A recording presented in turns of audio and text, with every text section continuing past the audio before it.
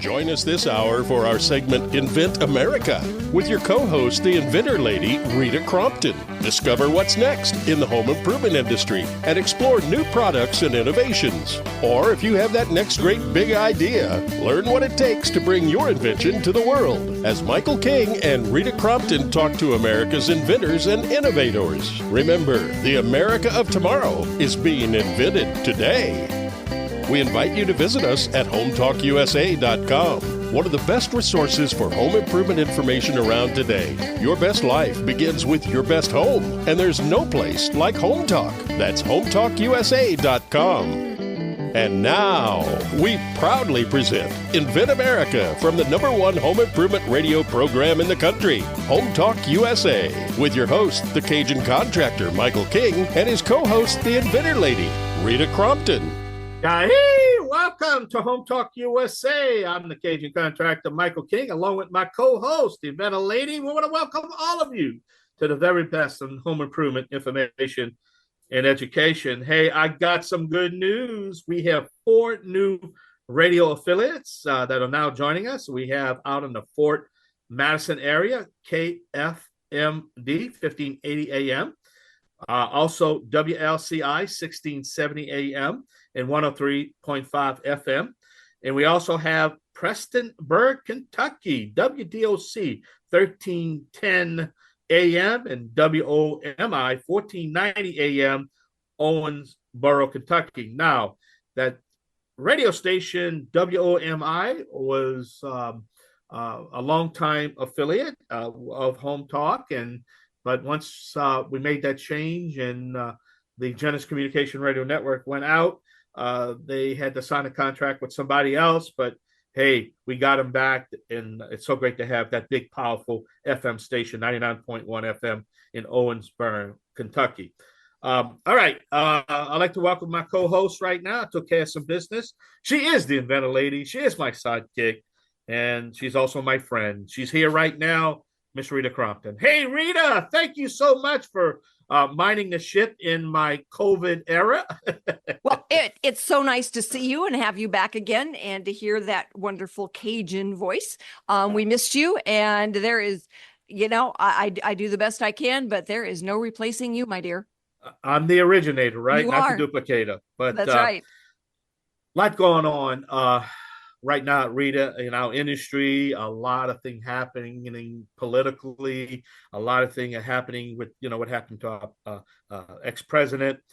There's a lot going on with commerce, with tariffs. I mean, I could go on and on. I could do a whole show about that. But what I'm trying to say is that there's a lot of fear in this country right now. But I was talking to you about it, and I want to talk about fear factor on another level that we might not ever think about. And we had a conversation while I was out.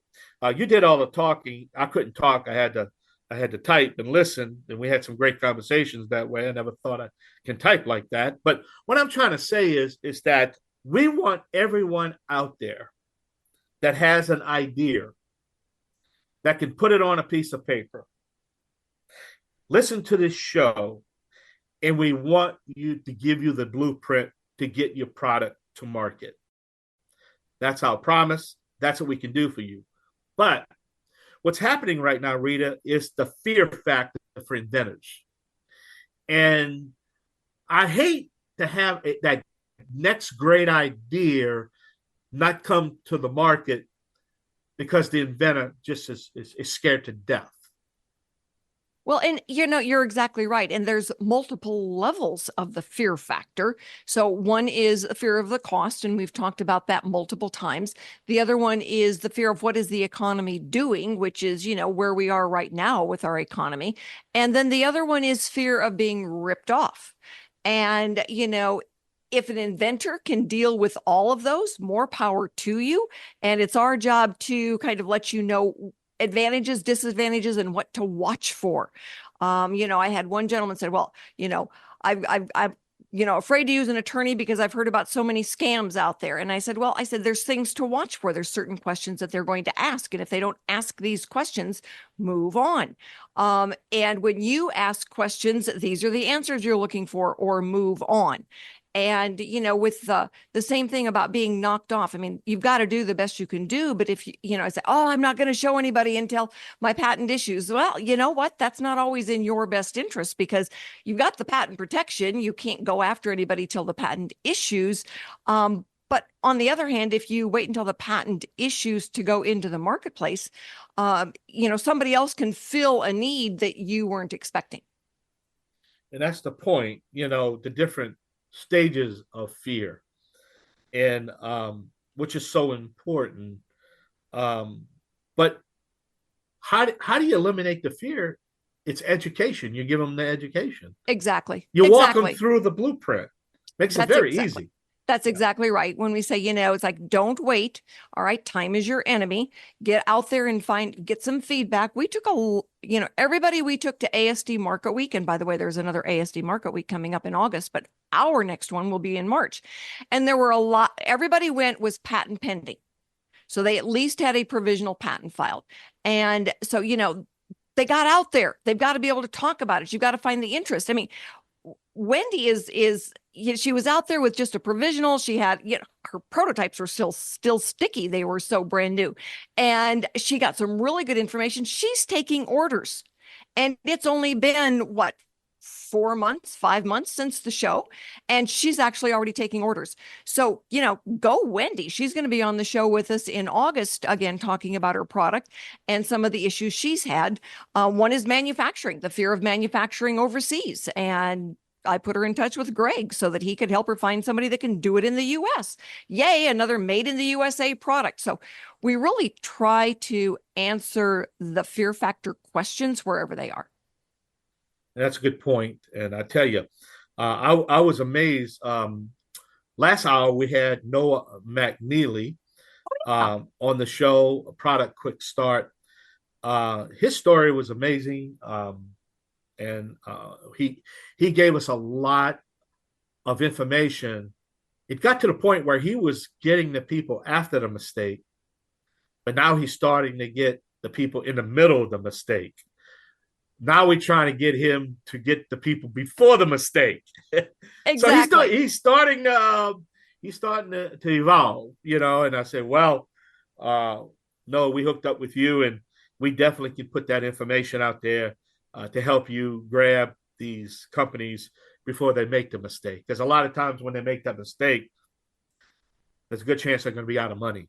Well, it is. And there's a lot of times when, an inventor will call me and say, well, I don't have any money left and now I need you to do my marketing. It's like, I'm really sorry, but a lot of times the marketing will cost as much as everything else put together. Time it by 3. Yeah, that's what I try to tell people. Take whatever it took you to get it to market. So if you spend $1 million, you're going to need $3 million in marketing. I always say time it by 3. That's right. It's a good formula. People don't know you're out there. I had a gentleman I talked to today, and he goes, "This has never been done before." And it's like, okay, I've heard that a few times. And so when he goes, "But I'm on medication. I need you to take a look at what came back in the search and tell me what you see." And I called him and I said, "You shouldn't be doing this. There's a dozen other patents that are in the same ballpark addressing the same issue. There's a half a dozen products. 2 of them are being sold on Amazon. And this is probably, go on to your next idea." And he goes, "Well, I'm going to have an attorney look at it." And it's like, fine, you do that. Have an attorney look at it. But this is one of those times when it's like, you find an attorney that's going to, I've had an inventor that found a guy that would write a patent on a spaceship landing in the forest so you could have a one-on-one talk with God. Yeah. And it's like, probably shouldn't have gone down that road. But, so there are times when, you should be a little bit more afraid than you are. But that's just a part of, what we try to help inventors understand reality. And if you're always afraid, you're never going to get out there. And if you don't show some concerns and ask good questions, you'll be taken advantage of. Well, and as much as this inventor doesn't want to be taken advantage of, I think that's exactly the road he's going down. If I have free advice and paid advice, I'm going to listen to that person that's going to give me that free advice first and hope that I don't have to pay for the paid advice. But to eliminate the free advice, That's not a smart person. And I hope Well, that person is listening to me now. You're not a smart person. I know. It's like, okay, we've got nothing that we're looking for. They're not We paying got no, us. we got no, no irons in the fire here. So it's like, all right, let's get you the information you need. And that's why we have the inventors on free so they can share their story and what we're talking about. And so the two that I've got coming up, Andy and Derry, they're both out there with products, and they got out there under patent pending status. They took the steps, they were careful, and now they want to sell their product. And that's what America is all about. And Invent America is because America invents, and it's our job to give you the best advice that we can. Well, I know you got a jam-packed show, and we're going to have to take a short break, and we're going to have your guests. You're listening to Home Talk USA, the Invent America show, right here on the Home Talk USA radio family. I'm the Cajun Man alone with my co-host, the Inventor Lady herself, Rita Crompton. We'll be right back. Yay!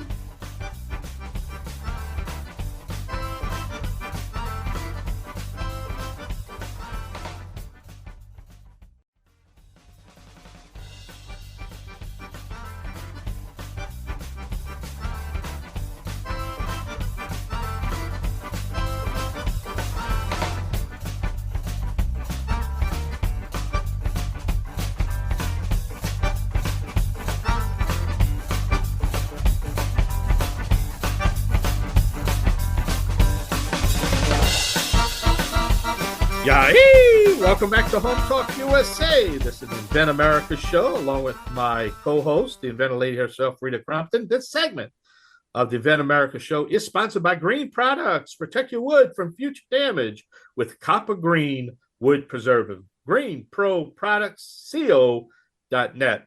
All right, Rita, we have a great show. Let's get to it. Who's our first guest? Our first guest today is Andy Scherer. He's got a couple of inventions out there.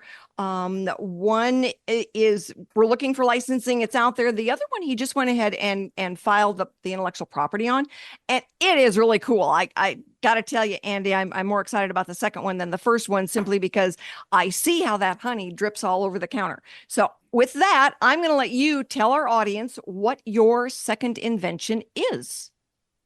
All right.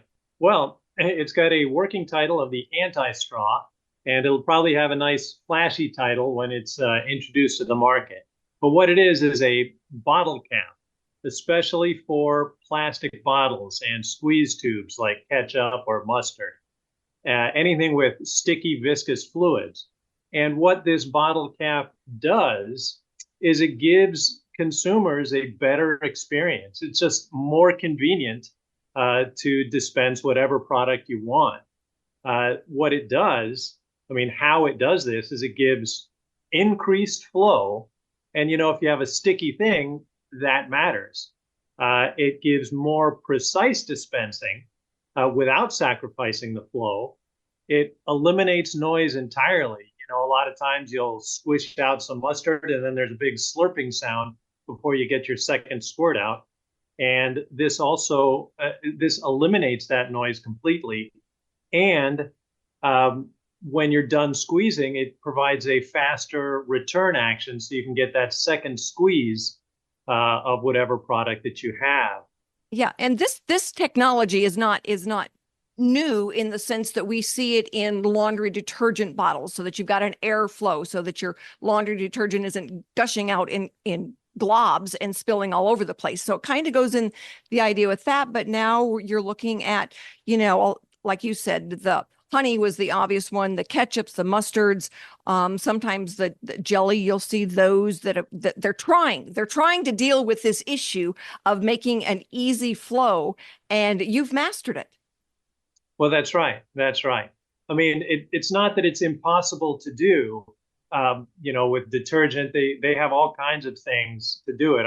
You could put it in a big bucket, and that way you can get it out a gallon at a time if you want. But the trick is to make it easy and convenient in the sizes that people are comfortable with for what they want to use. And what this does is takes pretty much all the existing bottles that are out there that people grab and turn over and squirt on a sandwich. It just makes it better for those. Well, and So deli workers will, rejoice when they get this. I understand. I can't wait to get one myself. But inventors are often, they've got that fear factor of, trying to keep everything close to their chest or, hidden in the garage because of, they're afraid somebody else is going to steal it. So how have you dealt with the idea that you got to get out there? If nobody knows you're there, nobody's going to license it. Well, I will confess that I was a victim of that mentality, and I did sit on it for quite some time.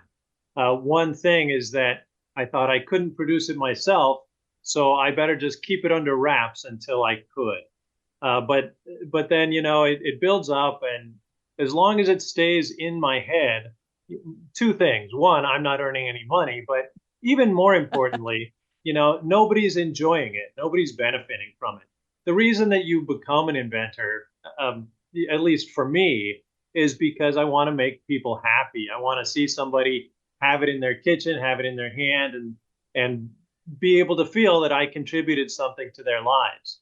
And as long as it's in my head, that's not happening. So the challenge then is simply to find a way forward where that makes sense. To get it out of your head. These things are however humble your idea is, it came to you from somewhere. And I'm a believer that we're stewards of the ideas that God gives us. We all have our unique talents, and whatever we have, we're doing a crime against ourselves if we don't bring it out there and make it show. Whether you're an artist or an engineer or an inventor, you have to do it. And you're it's right just a on question that. of finding out how. Absolutely. And so for, I see inventors on both sides of that. One where I think that they need to be a little bit closer to the chest. And then there's other times it's like, no, it's time to get out there and show it off a little bit once you're patent pending. So what's next for you? What's your goal? Well, licensing, hopefully, because one reason I sat on it was I was thinking of how I would produce it myself. And the more I thought about it, licensing is a much better option. So, I've contracted with someone very well. Yes, I know her. And I have high hopes that we'll get it out there and get real packaging companies involved so that it can be brought out to the public as soon as possible. I think it'll become a standard once it's introduced in a few products, things like honey that nobody has managed to make flow well or convenient. I know. And I live in Tennessee, and one of the things that they produce like crazy is honey. So we'll be getting out there and talking to some of those folks on your behalf, and certainly to some of the packaging companies, and have them point us into the right direction so that we can get your intellectual property out there and let somebody take a look at it. And just so, people understand, when we talk about licensing, that is when someone else is going to basically rent your intellectual property, make it, market it, sell it, and send you a check. And I've got a good friend that says when he was doing his own manufacturing, he could never get his hand in his own pocket because everybody else had their hand there first. And so, you're right when you say, okay, got to pay attention to the budget on this. So, Andy, how long were you working on this? Well, the idea is very simple. It's actually almost a hack more than an invention. I feel it that way because as soon as I thought of it, it took me about a week to go ahead and demonstrate and prove the concept. And then after that, it was really 3 years sitting on it out of fear before I went ahead and did the patent discovery. Because my biggest fear was that it was already out there and just people didn't like it. But I did that, and so now it's full steam ahead. Excellent. Good for you. Well, we are going to take a break, and when we get back, we're going to have Derry Griffin with us. He has got an interesting story of his own to tell about his intellectual property. And we want to thank Noah McNeely from Product Quick Start for being one of our sponsors, and also the people out in California with Packwell Manufacturing. They do all the packaging right here in the U.S. for products. And we want to thank them very much for being a sponsor of Invent America. So stick with us. We will be right back with our next guest.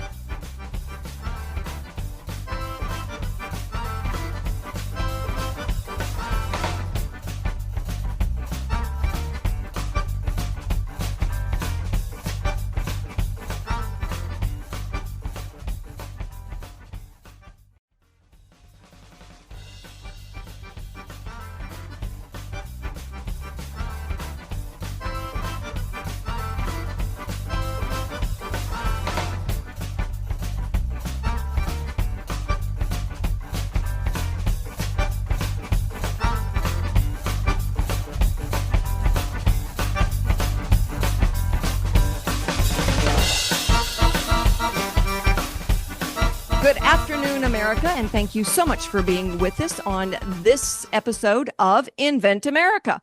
We do this because Americans invent, and that is what our economy is based on.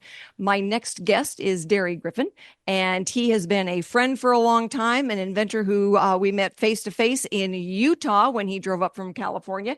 He just had another patent issue, and so Derry, congratulations, and thank you so much for being with us. Thank you, Rita, and you are welcome. So tell our listeners what you invent. I mean, you've been working in your industry for about 25 years. And so all of the things that you have invented are things that you felt you needed. Correct. So tell our listeners, what you've got, the 2 patents that have issued, and then you've got a couple that are still pending. Okay. So I'm a general contractor. So my first trade was actually painting, decorating. That's where I served my apprenticeship as. So that's an arena that I feel has been neglected for millenniums at this point. It hasn't progressed whatsoever in the last 100 years, probably. And I feel like just day to day as I'm using tools, and I'm not the only one. I'm sure most contractors come up with little, tweaks to tools that just makes life a little easier for them. So I've come up with a few new tools, I feel, that just make life easier for anybody working on a ladder, working with basic, mostly paint technology, non-exclusively, but anybody who works in construction, basically.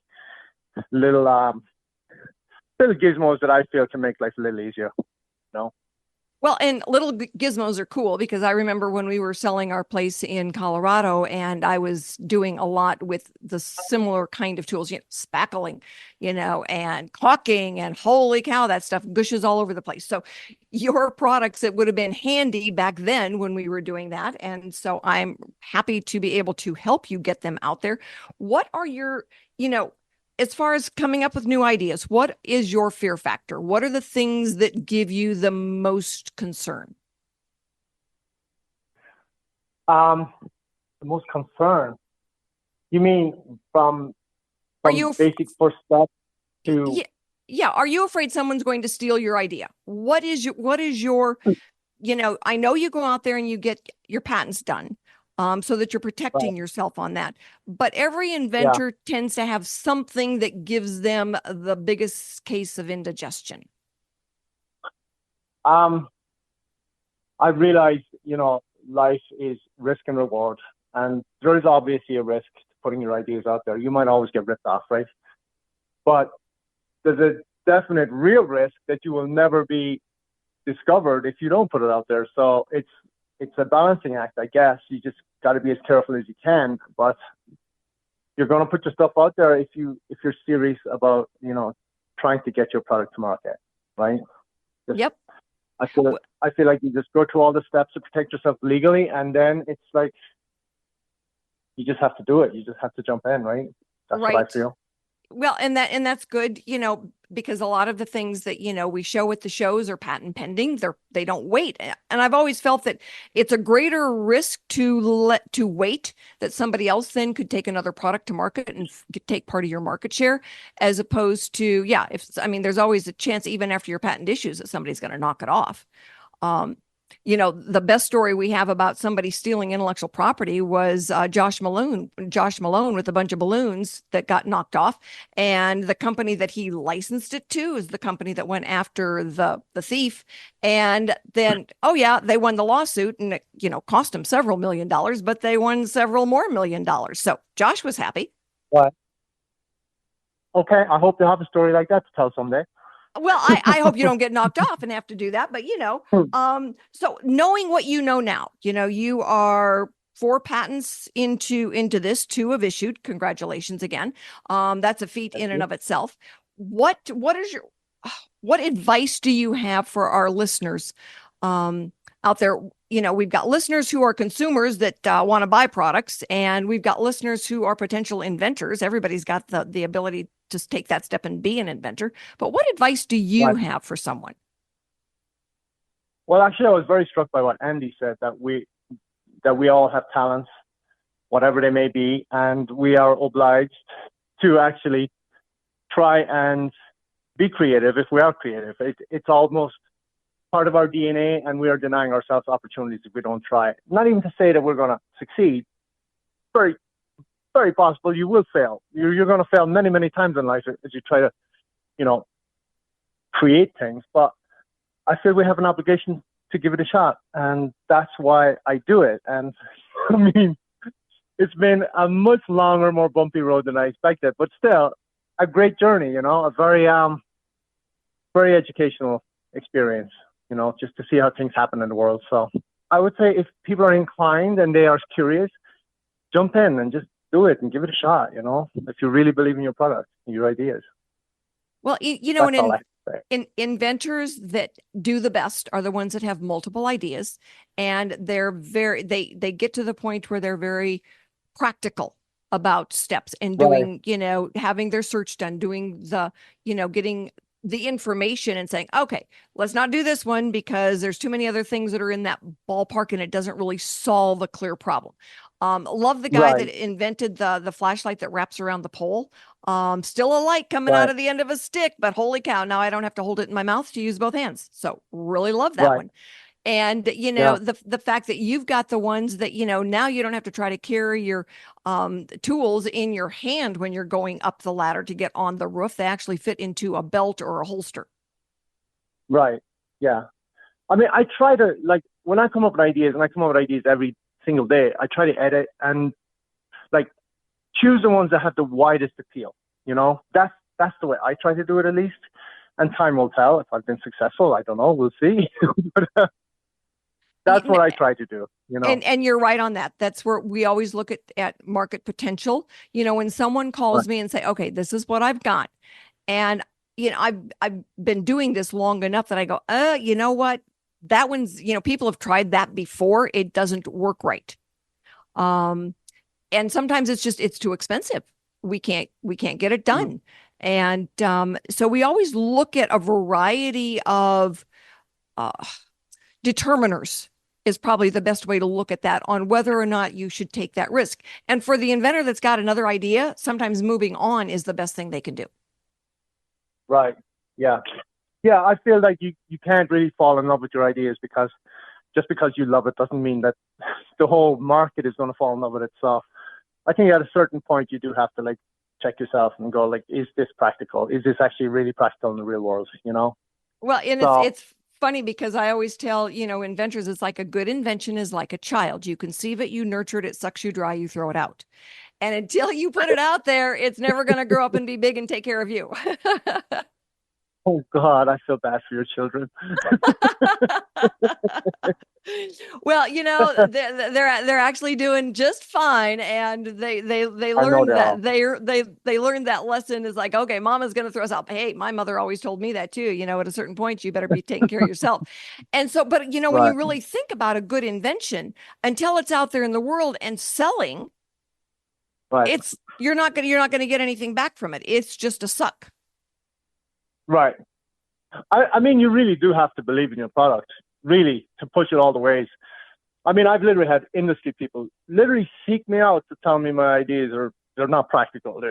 I'm like, why would you do that? To me, it's like maybe you're threatened by the concept. I have no idea. It's a very strange world, but it's certainly not boring. Can be. That is true. Yeah. That is true. So anyway, I'm hoping that we will see you at the next ASD Market Week next March, because we will be back in Las Vegas at the show, and it was great, and we want to show your stuff off again. I do believe that I intend to make it, unless something crazy happens. So yeah. Okay, no crazy. All right. Yeah. So everyone, if you've got any questions out there, join us at the Inventors Roundtable meetings that we talk about everything from fulfillment and packaging to the R&D tax credits, and answer questions on manufacturing and prototyping. Everything that an inventor needs to know, we discuss. The meetings are free of charge, and we would love to have you join us. I had a couple of folks last week that sent in their form to be on the radio. Thank you very, very much. I go and look at those, and then I find an appropriate topic so I can get you invited in. If you want to be on the radio, It's free for inventors. You get to talk about your product, promote your website, and we love to have you share your experience with all of America. We're going to be right back with Don Skaggs, our industry expert today, and he's had a unique experience with the fear factor. So stick with us, everyone.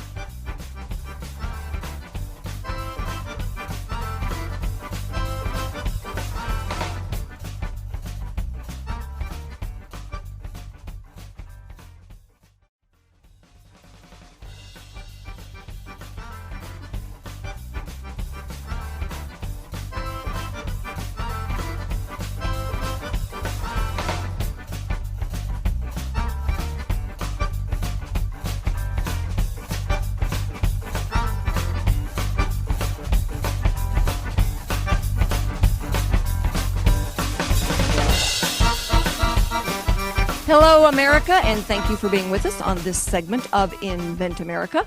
I have got Don Skaggs with me. I've known Don for many, many years. He runs the Kentucky Inventor Group. And oh my goodness, they have some of the best meetings. So if you're not available for an IRT, Inventors Roundtable meeting, you can join Don's Kentucky group because I've done that many times as well. And they always have, they've got people from all over the world. I say all over the country, but he's got people from South Africa that join him. So it's pretty cool. Don, thanks for being with us today. It's wild. They stay up till 2 o'clock in the morning for us, and I wouldn't stay up till 2 o'clock in the morning for me, but they do for whatever reason. So we're glad to have them.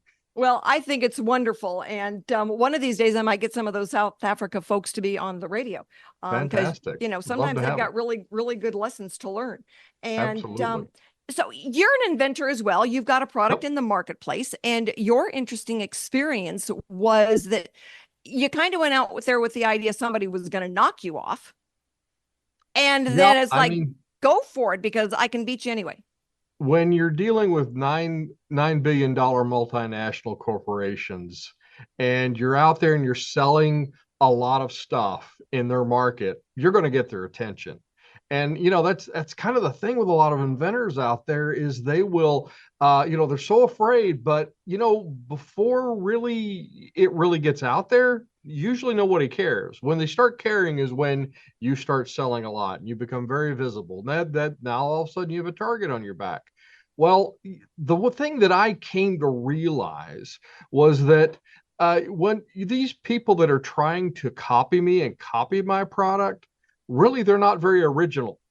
If they were original, if they were inspired, if they were creative, they would already be doing what I'm doing, but they're not. They're copying me instead. So the best thing I ever did was always to just stay one step ahead of them.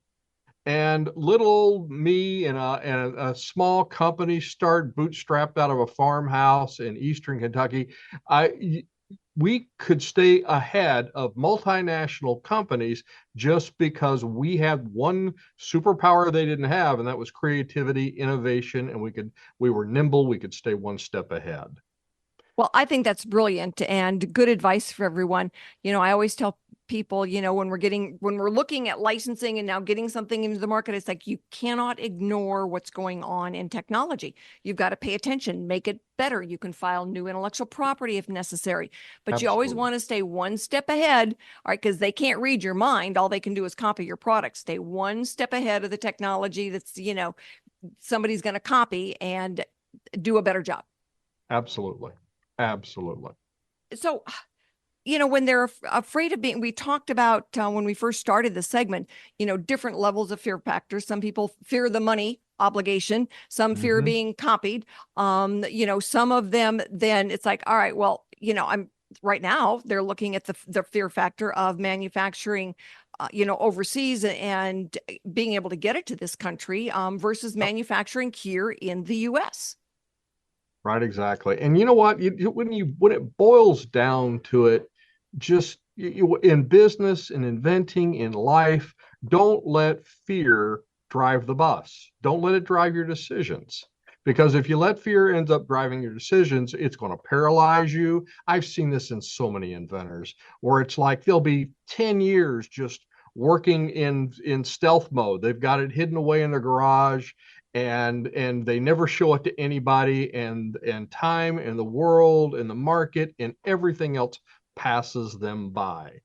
Yep. Now, what if they'd actually done something and taken the risk? They let that fear hold them back, and their next door neighbors don't even know what they're working on.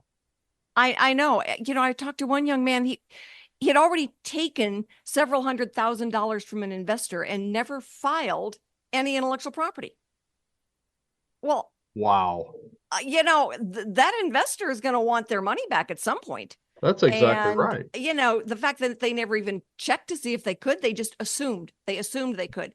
And boy, we run into that all the time, that somebody says, oh, I just wanted to keep it quiet and didn't want it to get out there. And as soon as we start searching, somebody's going to copy me. It's like, oh my goodness. I think that the fear factor is the most detrimental thing that an inventor can face. And that's so true. I mean, if you think about it, your inventions, and I think you mentioned this earlier in the show, that your invention, your idea, your product, it's kind of like a baby. And you gave birth to it, so it kind of feels like your offspring. But if you treat your idea, if you treat your invention like it's a baby, it's going to behave like a baby. And I don't care if it's diapers or college tuitions. If you treat an invention like it's a baby, it's going to behave like a baby. And babies cost money. And but when the day you decide you're going to start treating it like a product, that's the day it's going to start behaving like a product. And that's what makes the difference. It is. That's so true. So real quick, we're running out of time. Tell our inventors what's coming up in Kentucky in a few weeks. Yes, we are going to have the Innovation Station at the Kentucky State Fair. And this is an opportunity for any inventor, entrepreneur with product to sell to actually sell their product and test their market, and hopefully walk away with some money in their pocket, because they're actually going to be able to sell product there at the state fair. So if you want to know more, just email me, info@kyinventors.org, and we would love to send you an application. And I put that out in our newsletter, as well as my posts for the IRT meeting tonight.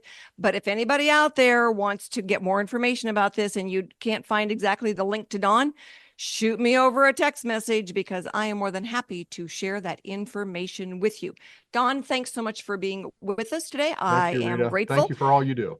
Thank you, all of America, for listening to this segment of Invent America. And if you've got questions about the inventing process and want to join us at the Inventor Roundtable meetings, they are free. And if you would like to get on the radio and join us all across America, that is free for inventors as well. And we would love to have you. Talk to you next week, everyone. Stick with us now as we go into the third hour of Home Talk USA with Made in USA.